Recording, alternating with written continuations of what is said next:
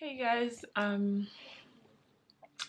so this is kind of like just I don't even know what type of video this is honestly, but it's just kind of to like vent almost and slash I give you guys an update of everything that's been going on. Mostly it's just to address a lot of stuff that happened in Nigeria.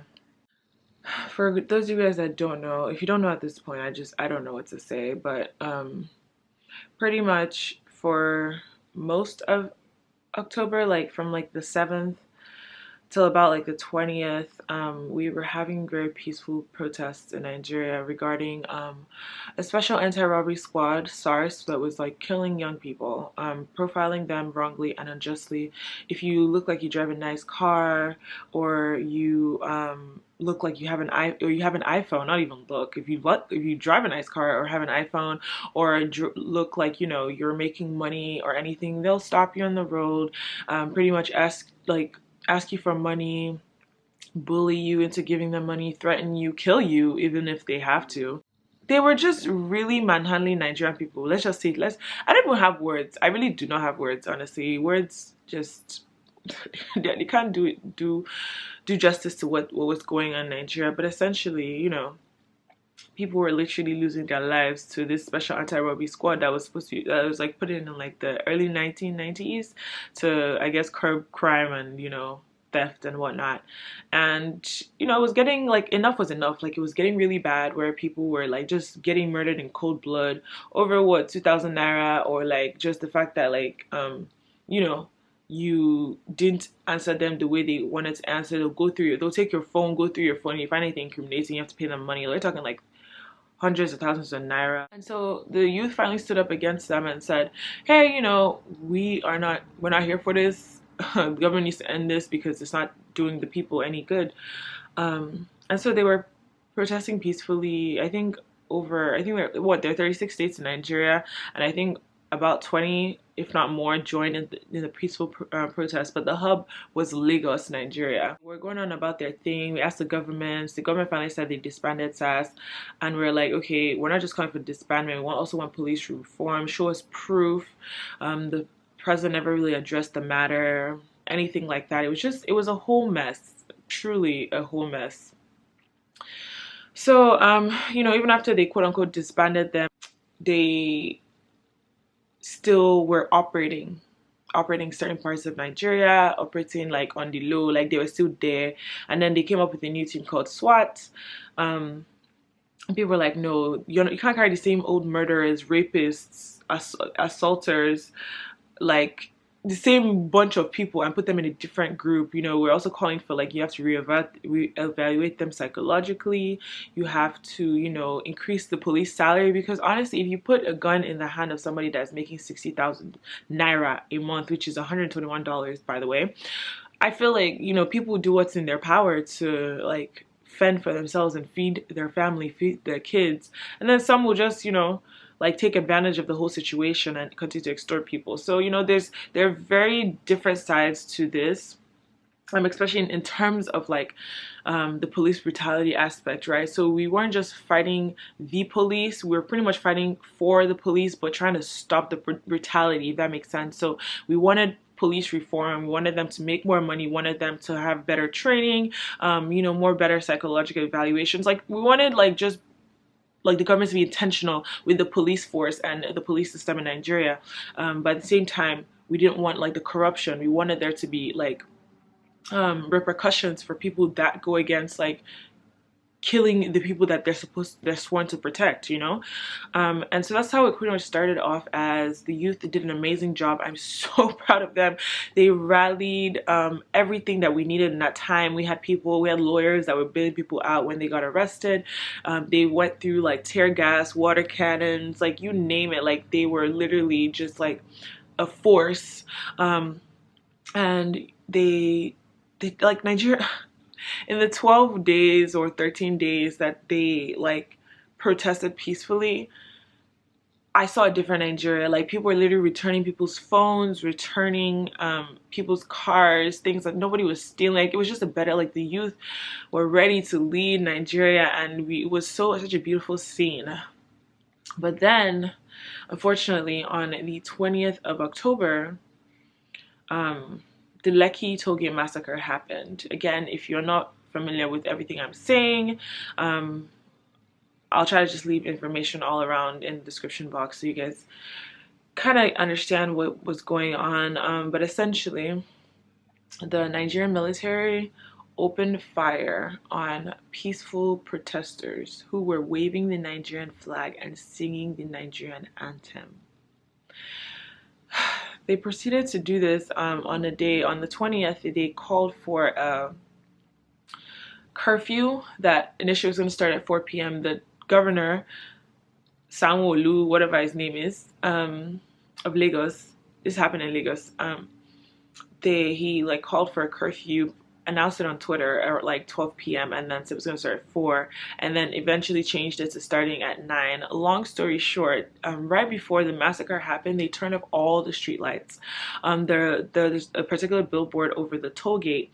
They turned that off too. So in pitch darkness, while the protesters were singing the Nigerian anthem, while they were waving the Nigerian flag, the Nigerian army opened fire on innocent, peaceful protesters, their citizens. The Nigerian army desecrated the flag and stained the Nigerian flag with blood of innocent Nigerian citizens. They shot at them. They carried some of the dead bodies away to hide the proof.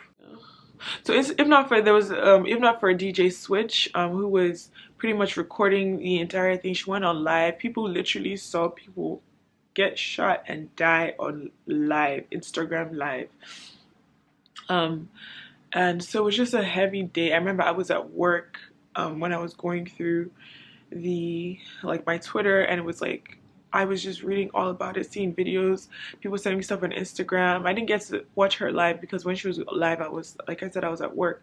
But I saw the snippets, and my heart shattered into millions of pieces because it was just such, like, that was such a crime against humanity. A peaceful protest. Nobody had a gun, nobody even had a knife, nothing. And then to add insult to injury, we've heard things that it was photoshopped, it never occurred. The Nigerian army denied them, like, they being there. No one has taken responsibility to who sent the army. We know that the president commands the army. He's the commander-in-chief of the armed forces. We know that he commands the army, but there's not been any lights as to what happened on that day. They've tried to deny it. At first, the governor of Lagos came and said there were no fatalities, like nobody died. And then when we started circulating the videos around, then he came and said, okay, we've confirmed a couple people died, but they just pretty much has to sweep it under the rug. And so since then, the next couple days, or even before that massacre happened, they had already started trying to infiltrate the peaceful protesters by sending like hired thugs to disrupt the protests, and to just, like, the government has just, rather than listen to the people, they have spent so much time and energy into trying to oppress the people some more. They have met the cries for against police brutality with more police brutality. They have just shown that they don't care for a single ounce of the Nigerian human life. Like, it doesn't matter to them. Nothing about it made sense. Nothing about it made sense whatsoever. And then the president finally addressed us 48 hours after the incident. The president did not even lay claims to anything that happened as far as civilian deaths, did not even really address the fact that the army opened fire on a citizen. He just opened his mouth like, wow, and nothing came out. So I don't know. When I think about it, honestly, it brings tears to my eyes because I love Nigeria so much. I love my country so much. I love the people. I love the culture. But I don't know where to go from here. I don't know where Nigerians will go from here. I know we have to re-strategize. I know we have to beat them at their own game. I know that this is a battle that has just begun. It was crazy. It was crazy. Last week was crazy. I was just so distraught. Mentally, emotionally, physically, I was drained. Like, enough is enough. Enough is enough. So proud of the youth for coming together to fight this cause together. The unity, the strength, the courage. We're forever indebted to you. Our future kids are forever indebted to you for those that stood on the battleground and fought these people with their peaceful protests, with their voices, and they were met with real ammunition. They were met with bullets to their hearts, to their heads, to their bodies. They saw a better Nigeria. They came together for a better Nigeria, but they got the worst of Nigeria. I'm so sorry to the families of everybody that lost their lives to this cause, even to SARS in general. My heart is with you guys. My prayers are with you guys. Like I said, I don't know where we go from here, but please keep your prayers up for Nigeria. Keep your prayers up. Keep the awareness going. Let's not forget. We can never forget. 10-20-20. You will never forget. Well, that was pretty much, I just kind of got everything off my chest. I didn't want to do like a whole sit down video. I didn't want all the being political correctness of it. I just wanted to vent, honestly, vent.